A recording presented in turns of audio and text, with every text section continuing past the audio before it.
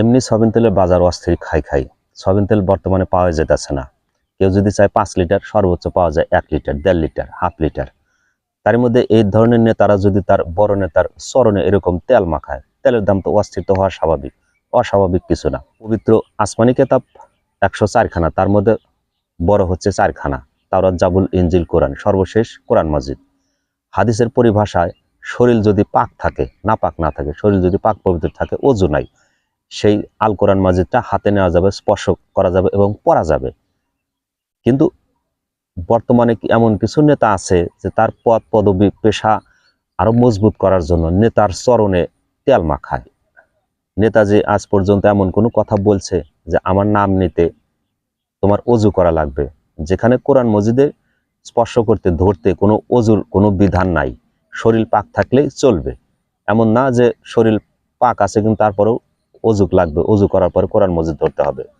অথচ কিছু নেতা তার পদ পদবি পেশা মজবুত করার জন্য সে তার নেতার চরণে এরকম ভাবে তেল মাখাইতেছে। শহীদ রাষ্ট্রপতি জিয়াউর রহমানের সুযোগ্য সন্তান জনাব তারেক রহমানের নাম নিলে অজু করে নিতে হবে।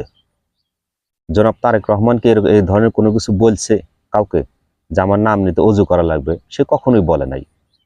অথচ নেতা তার পদ, তার পজিশন, তার আসন সামনে মজবুত করার জন্য নেতা যেমনে ইচ্ছা তেমনে খুশি তার নেতার চরণে তেল মাখাইতেছে।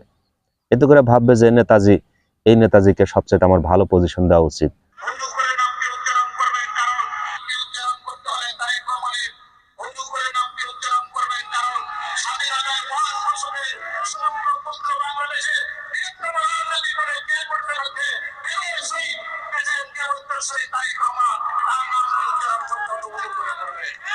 জনাব তারেক রহমানের নাম নিতে হলে অবশ্যই অজু করতে হবে, অজু করে তার নামটা নিতে হবে। আর যদি নাপাক অবস্থায় তার নাম নেওয়া যায় তাহলে এটা চরম অন্যায়, বেয়াদবি বা গুনাহ হবে।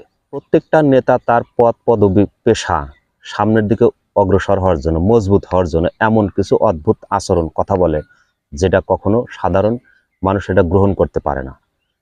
যেখানে কোরআন মজিদ শরীর পাক থাকলে সেটা স্পর্শ করা যায়, ধরা যায়, পড়া যায়, অথচ নেতার নাম নিতে হলে তাকে অজু করতে হবে।